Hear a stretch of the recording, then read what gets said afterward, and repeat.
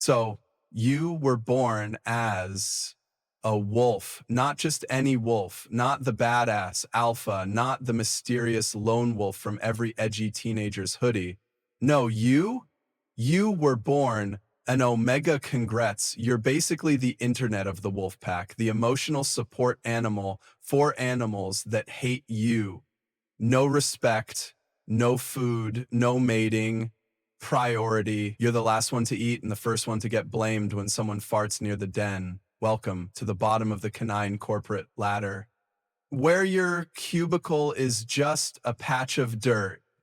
Your life starts with a pile of fur siblings. You all look like tiny angry potatoes. But from day one, the social ladder is real. The bigger pups push you aside. You get the last sip of milk. You sneeze wrong, and suddenly you're the weird one. And your parents? They're too busy keeping the alpha happy to notice you got sat on by your brother for 6 hours. You learn early that your role is to be stepped on, literally. Birth your training for a life of L's. You're the emotional punching bag, the comic relief, the punchline of every growl. As you grow, things don't get better, they get weirder. Hunting trips? You're the distraction. Everyone else gets the kill, and you get kicked by a moose. You sleep outside the cuddle pile. You guard the territory while others nap. You're basically the 7-Eleven shift manager of the forest. Underpaid, overworked, and underappreciated. Your food? You eat what's left after everyone else finishes, hope you like bone-flavored nothing or half-digested squirrel foot. You think your life might be improving until the next hunt where you get yeeted into a bush as bait. Again, natural enemies. Sure, you're part of a pack, but nature doesn't care. Bears, mountain lions, and even other wolves will tear you apart like a chew toy with low self-esteem. You're the low-hanging fruit of the food chain, the snack that comes with no effort. And guess what? If food's low, the pack might just vote someone off the island. Survivor style, and if you're thinking, they won't eat me, you clearly forgot your omega. Mating life. Let's talk about love, or rather the lack of it. As an omega, you're basically the friend-zoned nice guy of the wolf world. Alphas get all the action. You're just hoping someone makes eye contact. Even then, you risk getting chased off for looking interested.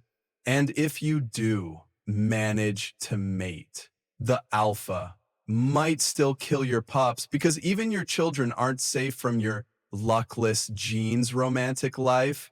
Try Please Don't Maul Me, speed dating, human interaction. Now add humans into the mix. Farmers hate you, hunters.